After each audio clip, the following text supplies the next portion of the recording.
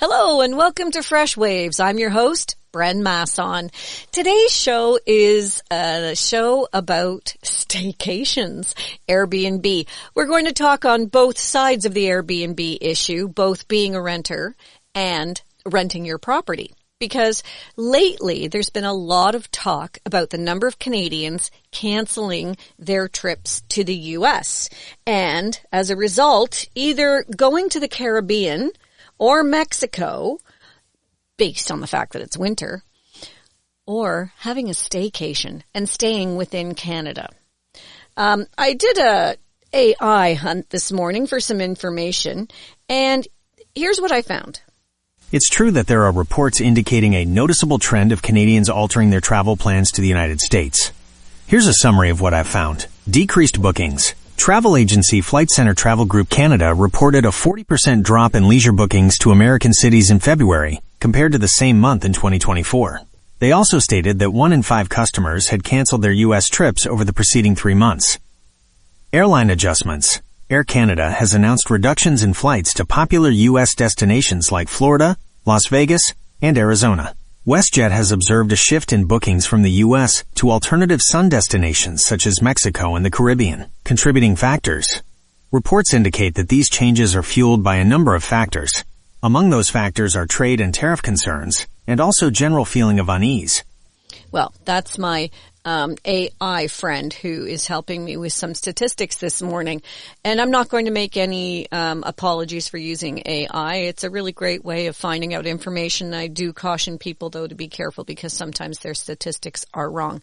And, of course, you know, they state possible reasons, big reason being Donald Trump. Canadians are staying home. I went to Florida recently, and I can honestly say we went specifically to visit friends and family that live there. And, I was met with some negative responses from friends here in Canada saying, why are you going? Why are you supporting that man? We're not going into the U.S. until, things are more settled in the U.S. And I appreciate that, but, I don't think me going to Florida or not going to Florida is going to make a huge impact. But obviously, according to the statistics that you just heard, when millions of us don't go, it makes a big impact, both economically and socially. I think Americans are used to having us in their warm states during the winter, and they like us by and large. We did meet some Americans who were really excited that we were going to become the 51st state, and that American attitude of why wouldn't anyone want to be American? Yeah. Anyway, I think this has sparked a huge surge in Canadian nationalism, which I love because I'm very proud to be Canadian and I don't want to be a 51st state. I do know that there are people that I know personally who would love to become part of the U.S. Economically, they say that it would be wonderful for them. So I get that too. Anyway, a lot of the information that we have going forward, there's been articles in the Globe and Mail, in the Star, and lots of talk on CBC and things like that about the fact that Canadians are staying home. Yes, some of them during the winter are going to warm destinations in the Caribbean and Mexico. However, there are a lot of them that are staying home. And staycations are going to increase people's desires to, 1, go to an Airbnb, and 2, to establish an Airbnb of their own. This morning we'll be speaking with Ashley Kortsides. She is a superhost, and she's also an ambassador for Airbnb, and she's a wealth of information. We've done a couple of shows so far with Ashley. They're very in-depth about the Airbnb process. So please feel free to go to our YouTube channel, Freshwaves Radio, and you have access to those other 2 shows. This morning we're going to speak about Airbnbs from a very general aspect, and we're going to look at the surge of staycations in Canada. Good morning, Ashley, and welcome back to Freshwaves. Thanks for joining us today.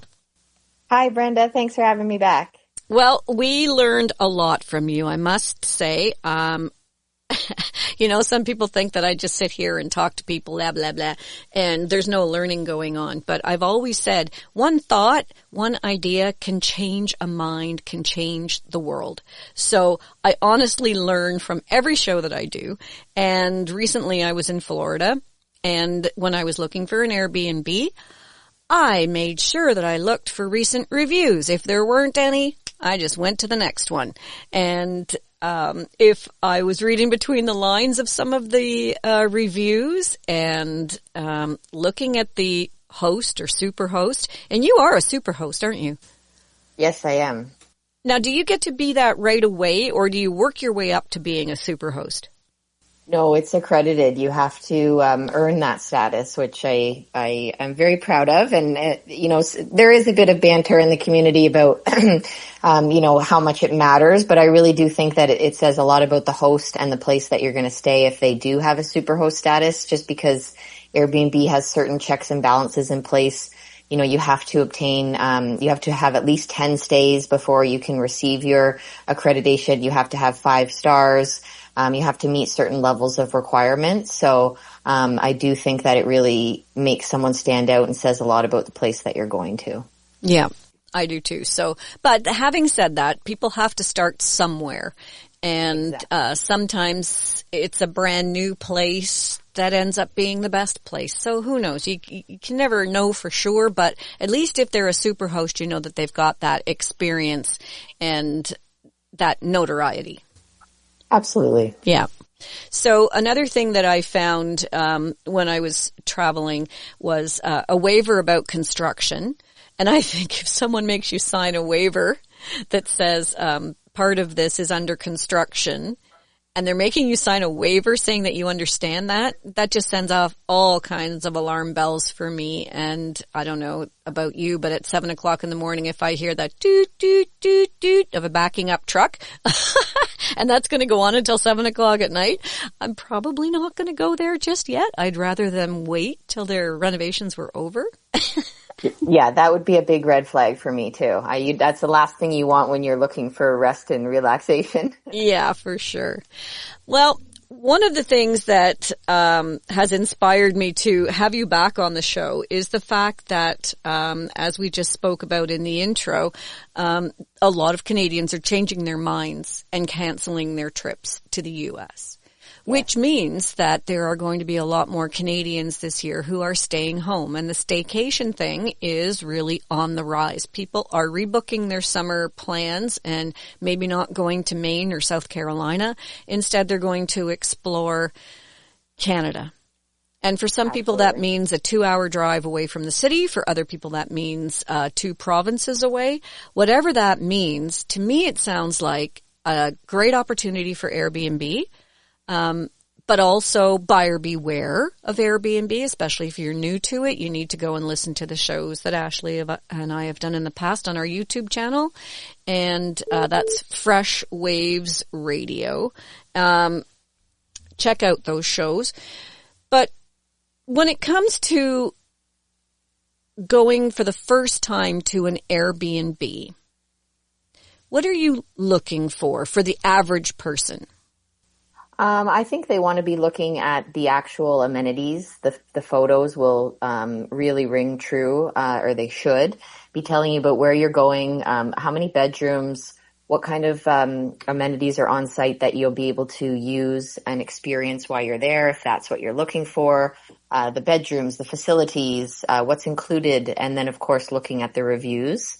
But I definitely agree that there's a massive growing trend of Canadians opting for domestic travel, particularly within their own provinces. I also have been, kind of keeping up in the news and reading things, and without getting political, of course, but things are driven by economic uncertainties and a desire to explore more local destinations. And I agree with you. I think this shift potentially presents opportunities and challenges for short-term rental hosts across Canada. Mm-hmm. Now, one of the things I would like to see is Airbnb remain competitively priced. And right now, especially out west, and I've heard this for many years, not just in the last year or two, but that the trend is there's no difference between renting an Airbnb and a hotel room now. But a hotel, you're getting somebody who's cleaning your room, could be daily if you want it. At least you don't have to clean it at the end. You're getting somebody who's, there's room service available. You can order something in the middle of the night to eat or first thing in the morning. Often there's a breakfast included. And I used to say B&Bs were bed and breakfast. And you used to get a bed and breakfast at a tiny little person's house and you're just renting one of their rooms. But that seems to have fallen by the wayside now. So how does Airbnb stay competitive and not price themselves out of the market? Yeah, I think it will be driven by an increased domestic demand. Like if there's going to be more Canadians choosing to travel within their provinces, there might be a surge in bookings. But I think in comparison to the hotels, just like their commercial and their advertising still states, you get the whole house, and there are benefits to that. I too have looked at some places where I might be spending $300 to $500 a night for an Airbnb, which would, in my case, for my family needs, be a home with multiple bedrooms, kitchen facilities. Maybe there's a hot tub, a sauna, a lake, very close to local amenities. Whereas the hotel room, I think, and I'm not putting it in a negative light, it really depends on the type of stay you're looking for and what you're doing and how much time maybe you're spending at the property. Where Airbnb would elevate that if you're going to be staying there and using that space in its entirety. Whereas a hotel, if you're going to Disney, you're probably going to be at the park all day and you really just want somewhere to lay your head. But I think there's the best of both worlds with each, and certainly you could have a meal included or your room cleaned, but in my experience, a hotel room's really just been, the beds and the washrooms. So I think it depends on the stay and what you're looking to get out of the actual property itself. Yeah, and I guess, like you just said, if you're renting a whole house, we're 6 in our family, 4 kids, mom and a dad. We always have to have 2 hotel rooms. I can usually find one house that's less money per night than 2 hotel rooms. Yes. And then, they usually come with a little couch. Maybe there's a little TV sitting area, but I don't think you'd have perhaps what you might have in an Airbnb, a full family room, a living room, perhaps a secondary location with a TV and couch where the kids could go if not everybody had the same movie preference. So I think it affords you the space to more spread out, perhaps, than a hotel room. But again, it would be dependent on the type of trip you're looking for. Right. And you can also, in an Airbnb, double up. Like you can travel with another couple and share the house. You can travel with another family and share the house, potentially. Yes, that's a great point. I think the room occupancy is definitely something to be considered because although, as we've discussed on our previous shows, there's, bylaws in place and bedroom occupancy coming to short-term rentals within Ontario in particular, I think you're a little bit more restricted with the hotel rooms on that, right? There's 2 bedrooms. They're expecting 4 people. You can't have 10. Or if you do have, well, 2 families and they come over, before dinner and meet with you in your room, it might get a little bit crowded. You could have others much closer in vicinity who might complain about those numbers in the hotel room. Who knows? It just might feel a bit more cramped. So yeah, I think based on which Airbnb you might be looking at, you could definitely share the costs and add multiple families or large groups.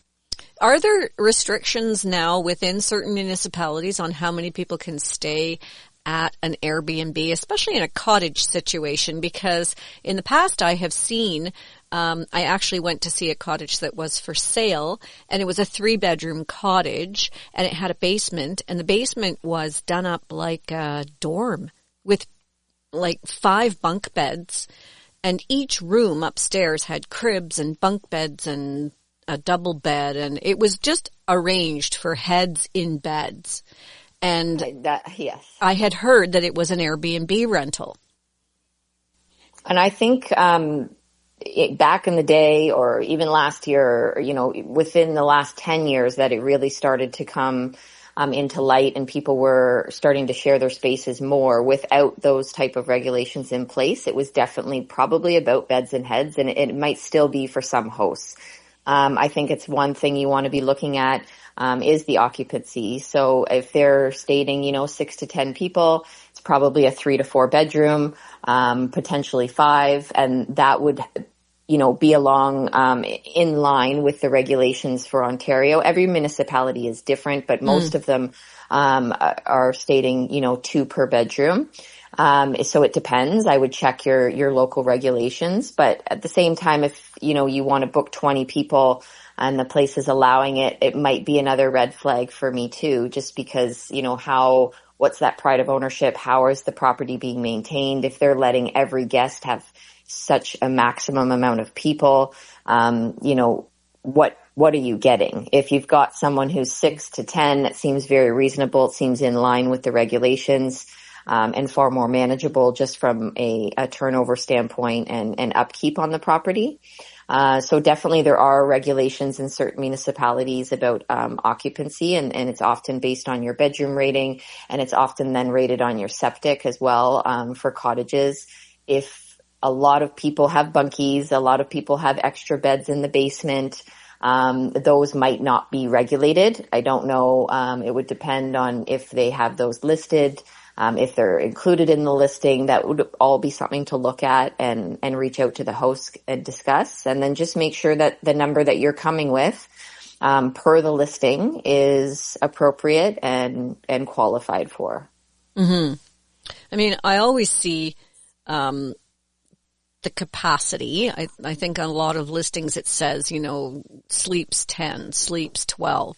And then I look and see it has 2 bedrooms and they're saying it sleeps 12. What's wrong with this picture? Something's not adding up, So you get good at reading the listings. Yeah, I think it's hard because a lot of people, I think, are probably struggling with the fact that they might have 4 kids and they have a 2-bedroom place themselves and there's bunk beds and everyone fits very comfortably and it's absolutely fine.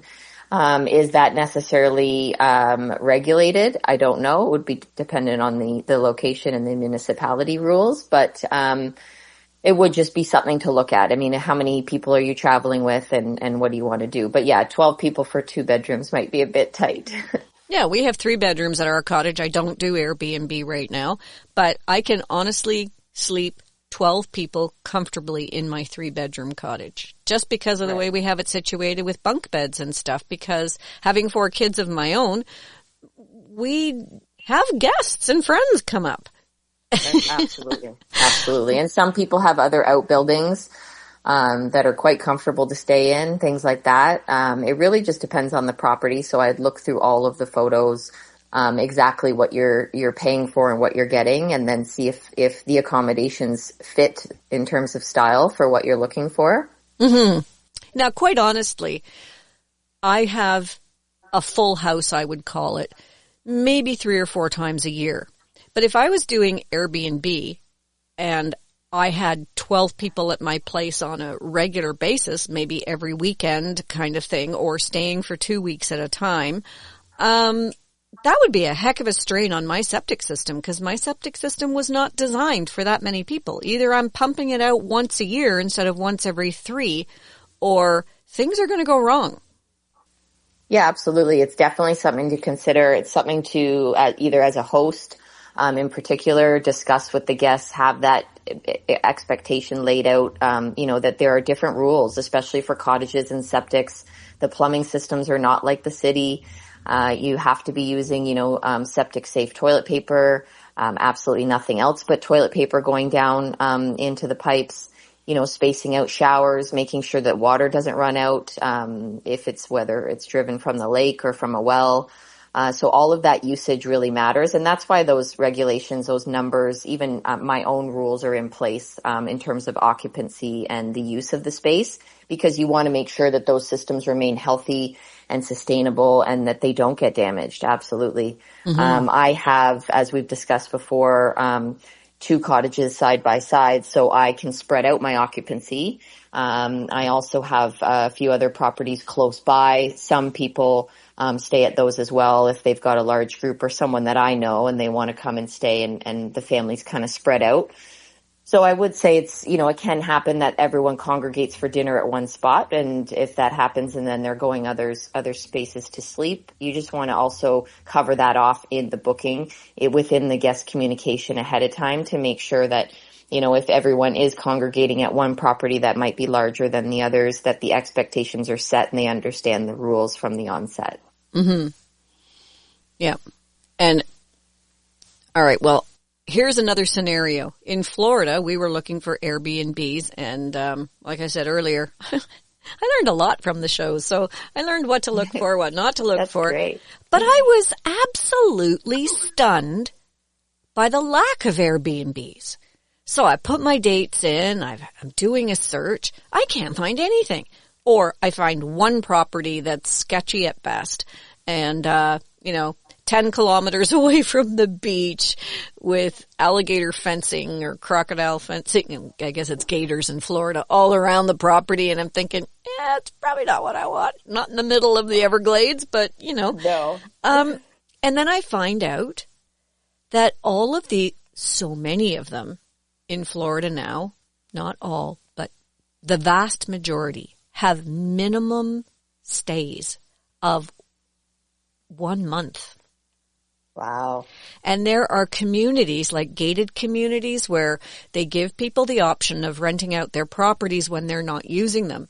But everything is a 1 month minimum. We were looking for 3 days for a weekend. Now, I understand. Is that regulatory or yes. Is that just... It's regulatory in certain municipalities. It's regulatory in many of the, what do they call them? Homeowners associations or something, where they're run like condos, right? So they're gated communities. They're beautiful, but they want only long-term rentals. And I get that. I get the weekend party reputation that Airbnb can get. I think in cottage country in Ontario, it's kind of ridiculous because if you get into a property at 4 o'clock in the afternoon and you leave at 11 o'clock in the morning, you've not really experienced a cottage thing. Yes. So I would say that at least 3 days is necessary. But apparently many of the municipalities as well as these homeowner associations have implemented these minimums to cut down on Airbnb parties. I mean, all you would have to do is talk to Jack and I for 10 minutes and you would know that we are not going to have a raging party all weekend long, that we're actually looking for a place to chill for 2 days. Yeah. However, you don't get that option on Airbnb. It's not like you can just pick up the phone and call the resort and say, hey, Airbnb person, I just need 2 days. Can you give me 2 days? Yeah. Yeah, if the calendar's not allowing it or there's regulations in place, that changes it quite a bit. I think it changes the market from a host perspective. Is that something that's lucrative for people? Is it something that's, maintainable for them? And I think it also brings into question just what we're talking about with the growing trend of Canadians maybe opting for domestic travel. There might be, I think there's less and less snowbirds going down south, just with the rising prices of things and our dollar. But I wonder if that will also impact people's stays as well, because, if you're a family, let's say with young kids and you've got extracurricular activities, sports, swimming, all these types of things and activities that one would do in the summer, you might be looking more for a weekend stay, or a week getaway. A month is a long time to be away from the home and all your activities and your regular schedule. Yeah, it is. I mean, the snowbird thing, you can see where a month would be quite plausible. And I have friends that go and golf in the U.S., so they do 1 month here, 1 month there, 1 month here, and home they come. So that makes sense to me. I understand. I understand the implementation of certain rules, but in certain communities, yes. Yes, but all rules should be not meant to be broken. That's so cliched, but all rules should have some flexibility within them. And I find that on the Airbnb platform, with the lack of communication with the property owner before you book, it's really difficult to to say to somebody, I just need a place to chill for 2 days. It happens to be a Saturday and Sunday. I'm, you know, in my 60s and I'm not bringing anybody and I'm not having a party. It's just me and my husband and we want to relax. And that conversation I find is difficult through Airbnb as a platform. I can see your point of view on that. When I attended a host meeting last year with Airbnb, and they were originally kind of implementing and putting out their co-host platform, and it was a whole kind of TED Talk day.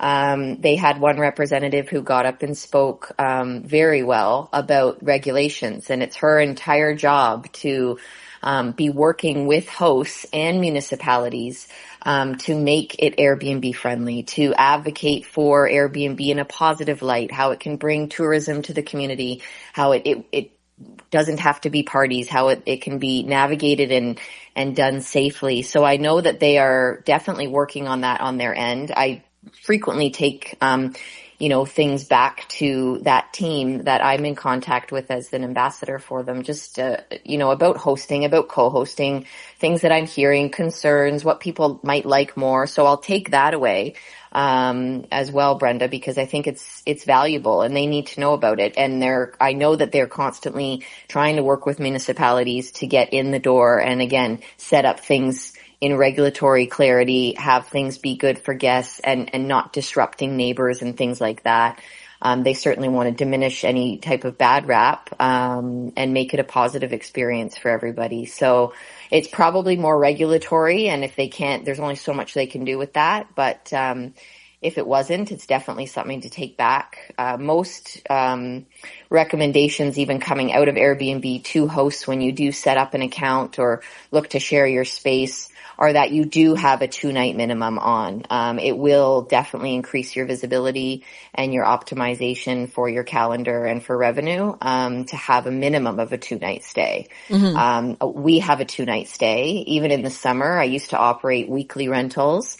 And that worked well in the time period that we did it. And I found since then, particularly in the last 5 years and post-pandemic, that people's travel patterns have changed and that they are looking for a shorter term stay. Perhaps part of it's budget, and a lot of people have a lot of things going on. And a lot of people can't stay in one spot for too long. So I would definitely look for a 2-night minimum. It is a filter that you can actually do when searching properties through Airbnb so that you don't have to sift through any 1-night ones, or you come across one that you love only to find upon booking that it doesn't work out because, they want a 4-night minimum. So that kind of navigating on the site and actual filtering might help some people just refine their search and make it a little bit easier for them. Yeah. Well, this morning we're speaking with Ashley Kortsidas. We're talking about Airbnbs and the trending now of StayCations within Canada. We're going to continue our conversation after this short break, so do stay tuned. This is really interesting stuff and stuff that you can use in the future, believe me, because I already have. We'll be right back. You're listening to Freshwaves.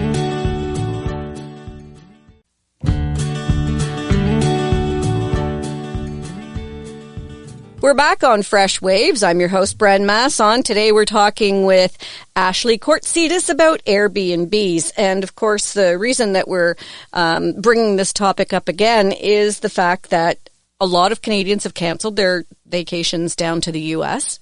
and they're doing some staycations and exploring options in our own country, which is really nice to see because Canada is so big and there's so many interesting places to go to. And as Canadians, I think one of our areas that we could improve on is promoting ourselves. And we do have some terrific places here. And one of the best ways, I think, to explore the areas that you're going to is to stay in the communities. You learn about the food, you learn about the people, you learn about the little things that make it special and make somebody want to go there. So Airbnb for me has always been my go-to. It's my preferred way to travel. I also like to have something with character, and hotel rooms often lack that. And if you get into hotel rooms that have character, that's a price range that I can't even go anywhere near. I don't know about you, Ashley, but have you ever heard that Gwyneth Paltrow comes to Canada every year and she stays out in Newfoundland on this interesting island? And I Googled the hotel rooms and the cheapest one is $1,700 a night, but you get a handmade quilt. You know what? I didn't know that, but I do now. But yeah, I know the pricing. It can range drastically. Yeah, it can be crazy, but so does it range in Airbnbs, and that's another reason why these little talks that we do are so important, because we're teaching people how to read booking. I mean, for example, one of the things that we were just talking about before the break is the length of stays. And when you put in your dates and nothing's coming up, it's prudent to go and look at the calendars and think, okay, well, are they booked the whole summer? What's wrong here? And then you realize, oh, they've got a 2-week minimum on this because every booking where it's all blocked off is all in 2-week chunks. Okay, this is what's going on this property. And I don't know. I mean, yes, I can see where you were talking about trends being that people wanted to go away for 3 days for like I used to call them a pregnant weekend. But also, I'm finding there's a trend for digital nomads who want to go away for a month at a time. And they can now work. I mean, up in Haliburton, where you and I both have properties, we have fiber. Yes. For the first time in owning the cottage in the last 25 years, my husband can now work perfectly well from the cottage. We've got higher internet speed than we do here in Stouffville. So this allows people to work at the properties that they rent and stay longer. So have you ever had somebody who wants to stay for a month? Yes, we've had several requests, particularly in the summertime, for long-term stays. And I did have one couple who wanted to work and ensure that was one of their top priorities, the internet. Before we had the Fibe up in Haliburton, we had, as a host and an operator of one of these places, I knew that was a huge amenity to be able to offer people. Some off-the-grid places are really cool and people want to unplug. It's a whole other dynamic. But for our purposes, they wanted to ensure that they had access to news outlets and the TV. And when at that time it was Bell Satellite. And we actually went ahead and got a Starlink satellite so that we could have better internet. And of course, it's dependent on your location, your landscape, your tree coverage. So I don't say go out and get yourself a Starlink if you can't have Bell Fibe, but it is another option to look into, and it's one that we had before the Bell Fibe was available to us. And where you mount it and all those type of things matter. You can do some great tests on it, but we have exceptional speed. We still keep it because if anything went down, if a grid went down, we find it invaluable to have a backup. But that being said, before this, there weren't many options, especially if you're quite remote, and these grids you're in deep in the forest, and in cottage country. So it's quite nice. It's definitely changed the way people can live their lives, right? Being able to work and play or do a couple hours of work, work different hours of the day, and be worldwide and connect with people instantly is huge. Yeah. Now, if somebody was going to book for a month, would there be a special rate that you would charge for 1 month versus 3 days? Absolutely, yes. So, I mean, as a host, if someone's looking at my calendar and they want a 2 or 3 night or a week, we actually provide discounts that will pop up if someone's looking at our space in particular, and other hosts can implement this in the optimization of their listing. You can put on discounts for long period stays, for month stays, and of course, I would hope and I would encourage all guests, if you're looking to spend that amount of time at a property, communicate that in the messaging before you book, and cover it off with the host, ensure that's okay, perhaps discuss the pricing, and just make sure that everybody's agreed upon. The host can ensure that discount has been applied, and certainly the whether it's the, there's no turnaround, there's less usage of the systems, there's less operating costs, as in, there's no turnover cleaning fees. Do they want someone to come in weekly and clean? And would that be okay if we make a schedule and do something like that? That's something I would accommodate for. And then I would probably just go the extra step in saying, how else can I help you with your stay? Is there anything that you need for this time? Here's a list of, check out the guidebook that's attached in particular, but there's, a good list of local amenities. Here's the restaurants and the stores and the post office and the LCBO and whatever they might need if they're going to be staying for such a long period of time, and then venturing out and spending money in the town, right? And putting it back into the community that way. So. Well, just to give a plug to Haliburton, it's a great place to go in the summertime and stay for a little while because, for example, there's swimming lessons. Almost every lake association has some swimming lessons. I know there's swimming lessons in Haliburton Lake, Redstone Lake, Kinesis has swimming lessons. So the kids can go into swimming lessons. There's yoga classes. There's Zumba classes in town. The ladies get together and do their Zumba dancing, and they have a blast doing it. There's kids bingo at Haliburton Lake. There's all kinds of fun activities to do in the summer. Yes. So when you say, the kids are going to miss all their activities, there's soccer on Tuesday nights. In all age groups, they have a soccer association, and it runs the whole summer. My kids played soccer in Haliburton, not in Markham or Stouffville. They played in Haliburton. They did all their swimming lessons, too. Yes, my nieces played soccer in Haliburton. My kids haven't yet, but my daughter did swimming lessons. We did swimming lessons at Haliburton Lake, and they were fabulous. Mm-hmm. And it helps them also get comfortable with lake water. I find a lot of kids, if they are from the city and not so accustomed to it, they think it's dark and it might not always be warm. So it really helps them build kind of their outdoor wildlife skills. I'm not sure about your kids, but you probably can attest the fact that they don't want to come home. They want to stay at the cottage all summer. Yeah. And there's tons of things. I'm more of a summer, fall person myself. My husband loves the winter in Haliburton. I think if you're a snowmobiler, dog sledding, maple syrup stuff, or is it the hockey outdoor rink, or if you want to make one on the lake yourself, it's great. But for all seasons, I agree. It's really becoming it's really growing, which I'm really happy to see I've grown up there. My parents bought decades ago. So, the Haliburton Forest Wildlife Reserve, the Sculpture Forest, the museum, Main Street, there's, Wolf Center and so many quaint shops. I always try and make it a point to tell my mom, we're going to go into town and do a little bit of shopping. But I want to go get a coffee, or I want to visit, upriver trading. And it's just fun to kind of do those things and almost make a holiday out of it, even Absolutely. if you are there more often. Yep.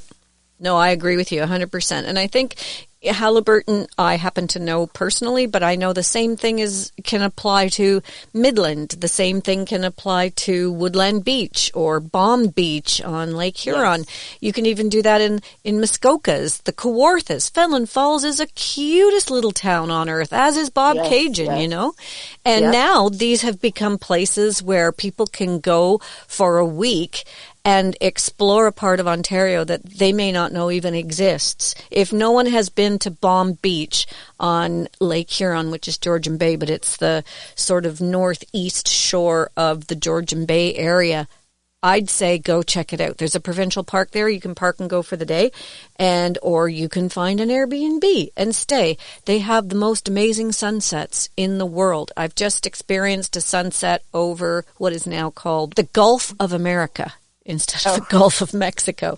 Anyway. Yes. Actually, it's been changed online on many American apps. It's so funny. Anyway, I saw a sunset over the Gulf of America, and it was fantastic. But nothing holds a candle to a sunset over Lake Huron, which looks like the ocean, right? Because you can't see the other side. And the sunsets are gorgeous. Goderich, Ontario apparently has the best sunsets in the world, so they say, and the cutest town anywhere. So, there's all these wonderful places to explore. And what better way to do it than to have an Airbnb, to have your own cottage, to, have your own dock and put your Muskoka chair on the dock and watch the sunset. I mean, it's fabulous. And you're supporting local economies and helping these small towns grow. And and putting, your Canadian money, at least at normal value. Yes, at par. At par. I think the increasing cost of living affects travelers and hosts wherever they may be going. But I think travelers might reduce their travel budgets, maybe seeking to have more affordable accommodations locally, which are equally beautiful, as you've mentioned. But I think on the flip side of that, hosts are also facing higher maintenance and operational costs, which might need to adjust their pricing strategies, I think, to be competitive by also ensuring profitability and welcoming people without gouging them too. Well, let's talk about that. Let's talk about the fact that, yes, this trend is happening and people are going to do staycations.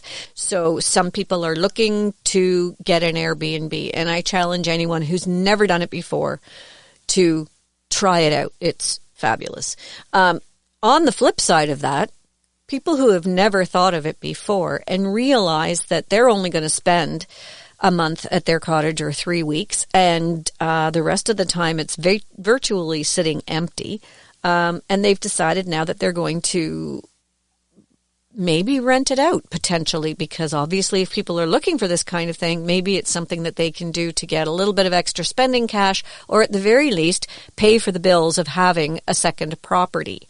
So how do you start to become a host? Where do you start? I think you want to walk your space. If it is a secondary property, kind of what you go there for, how you would want to market it to people. Is it a cottage? Is it a condo in the city? Great for people coming for a short-term stay to see a concert, or visit the Bluffs. That's a cool idea. I never thought of that. Right? Yeah. But if it is a cottage, let's say, how people are going to be using the space. So I think you want to look around and say, okay, can I share my space with people? One, would people like to do this? Probably. What do I need to do to the property to elevate it or update it or, bring it into compliance to have people stay? And then I would just go on Airbnb. There's lots of places people can look to travel. Airbnb, Expedia, Booking, TripAdvisor, Red Tag. Of course, I'm particularly fond of Airbnb, their regulations, their security measures, the ID verification, the payment systems. I found it to be user-friendly and very safe. So that would be my platform of choice. That's also why I host only on that platform. I have a couple other listings elsewhere, and we also have our own website, thecedarshalliburton.com, but I really, really like Airbnb and the security that it gives the guest and the host. So I would go on Airbnb, and they have a ton of, right off the first page, informational guides on how to become a host, what it would take, what you might just want to consider. So I would start just by educating yourself. If you want to go further, you can start by creating your listing. It's very simple. If you know another host, you can be referred. So you actually get a little bit of a discount. There is a referral type program. And then you would go about making your listing. If you needed help with that, there are, again, different materials online on the Airbnb site that will help you do that. You can also look for a co-host. I myself am an Airbnb co-host, so you could search within the area and find someone like me who might be able to help you with that listing, and optimize it and design it and write it and add everything that you need to have in it. So I would really take your time doing that. Don't rush the process. Make sure your rules and regulations are in there. And then look at your pricing. Look at the community that you're in. Search the community on Airbnb. See what others are priced at. What do they offer? What are smaller ones going for? What are bigger ones going for? Find yourself somewhere in the middle there, at a price that you're willing to share your space with. Is this worth it for you to rent out? And you decide your nightly, your cleaning fees, all those type of things. Perhaps these people could reference our past 2 shows, because I think there's a lot of great material in there about starting up. For sure. And you can go to our YouTube channel at Freshwaves Radio, and then you can check out those other two shows. I just had a question from a listener who heard one of our other shows, and she said, what about insurance and liability once you start renting? Because it does put your insurance up, and there are liabilities. Do you have people sign waivers? How does this all work? So that's another great question, one. And two, for hosts in particular, they want to be, I like using Airbnb for this reason, because there's built-in liability policies within Airbnb. So when you're listing with them, their policy responds first. They have $1 million policy for guests that are staying. The guest is complying with the Airbnb rules and terms of conditions, which protect the hosts. If you want to have additional rules, you can definitely post those within your listing. Maximize that area, the house rules, the guidelines, and you're making sure with the communication that they have read and understood those. If you're doing private bookings, I have a separate completely rental agreement that I have anybody sign, or I have in the past anyways, that ensures both parties are safe and expectations are met. And then in terms of your actual dwelling insurance, you definitely want to speak to your provider, whether it's the same as your home, it's a seasonal home, whether it's a secondary dwelling. You would obviously have home insurance on this property already, or you should. Do not rent your space if you don't have viable and proper insurance. Yeah, that's good advice. You want to be having a conversation with your broker or with that company about the fact that you're thinking about sharing the space, how often you're going to do it, they may ask. And just in terms of the bylaws anyways, I know for all the municipalities within the Kawarthas, you need to increase your liability insurance to a $2 million limit opposed to a $1 million. Most people's primary homes operate on a $2 million. It comes standard on most insurance home policies in Ontario that I'm aware of. And on most seasonal dwellings or cottages or secondary properties, a lot of people would have 1 million. But these new Kawartha bylaws anyways, and I'm pretty sure it's Ontario-wide, are requiring 2 million on those vacation properties as well. So that's something that you want to insure. And then obviously having your bylaw permit in place and going from there. So there's a bunch of information there I've said, but I would just start with looking at your current policy, talking to your broker, and just making sure that it's all up to date. Right. And that being married to a lawyer, I can tell you, do not try and get away without doing these things. You just don't understand how much things cost.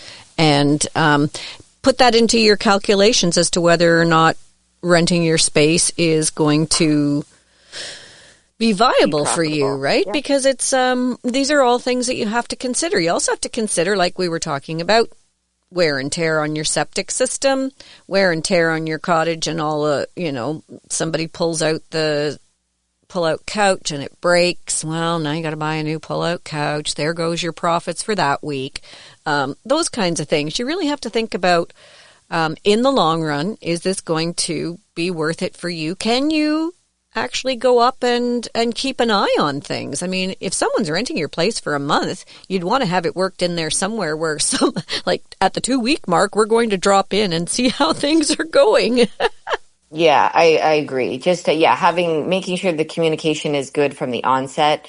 Really vetting that person if they're going to have a long-term stay. And then, definitely, I would say just for my own space, it's even if they declined cleaning, I would have a cleaning service at the 2-week mark as a non-negotiable. And I would probably just say that I'll be coming. I'd love to meet you and facilitate a few things with my cleaner and top up supplies. That's how I would work that in without being, overbearing.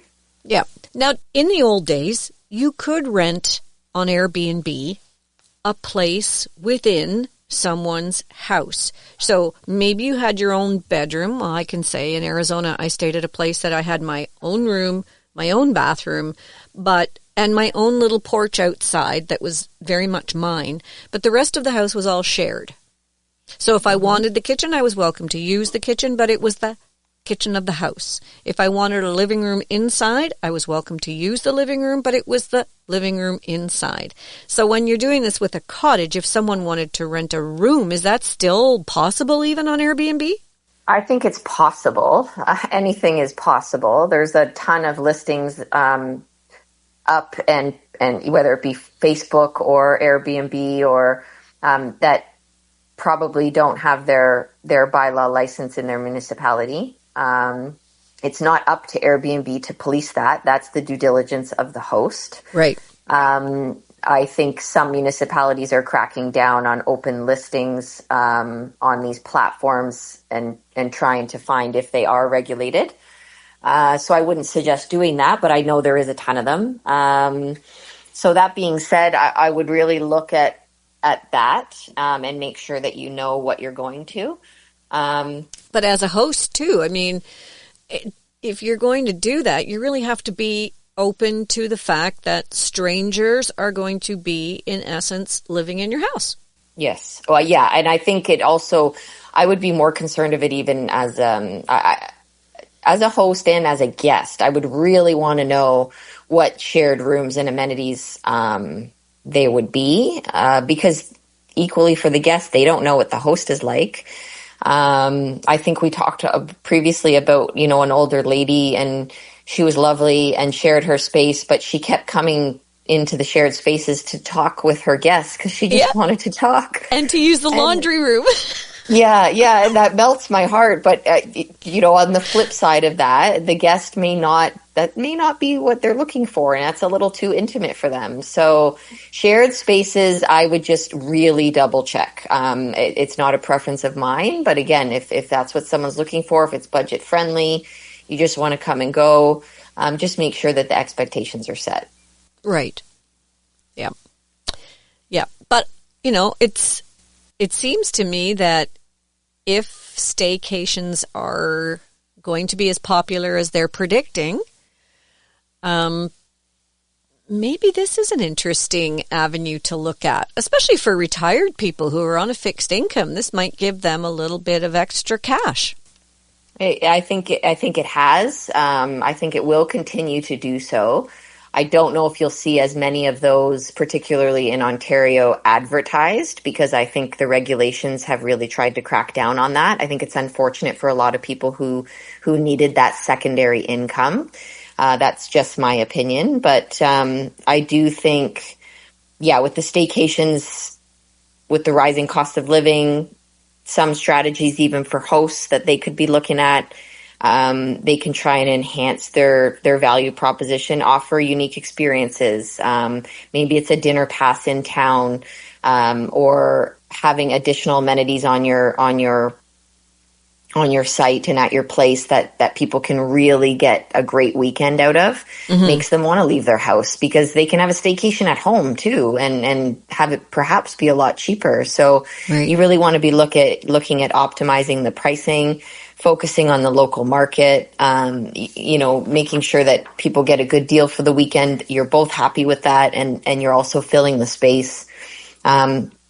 Taking advantage of, travel preferences. If they are going to stay within Canada and these economic pressures are maybe making domestic travel more attractive, have it be budget friendly for them. Don't necessarily put a discount on. Things like that. I would definitely look to be competitive, and look to be able to have more Canadians stay in your space, because whether it be up north or out east, as you've mentioned before, there's so much to explore, and it's so beautiful. I think people are often quite quick to go down south, and if you're looking for the beach and the waters of Punta Cana, I get it. But if you do want to stay up north and have that staycation, I think hopefully within the next coming months and year or two, and especially with our summer season coming, people can really take advantage of all that it has to offer. Right. Well, I do encourage people to go back and listen to the other two shows that are going to go a lot more in depth into, one, being a host and how to host, and the expenses that you should look at before you make the decision to rent out your space. And the other one, which is how to be a good guest and how to find the right property for you. And you can go to our YouTube channel, which is Freshwaves Radio, and check out those other 2 shows. Well, Ashley, as always, thank you so much for all of the information. You are a wealth of information. How do people get a hold of you if they want to rent your space or get some more information? My pleasure, and thank you for having me again. It's always so lovely to chat with you and your listeners. And anybody can reach me at thecedarshalliburton.com or Ashley at thecedarshalliburton.com. I'd be happy to answer any questions and catch up. Sounds great. You've been listening to Fresh Waves. I'm your host, Bren Masson, and we will catch you again next time on Fresh Waves. Have a great week, everyone.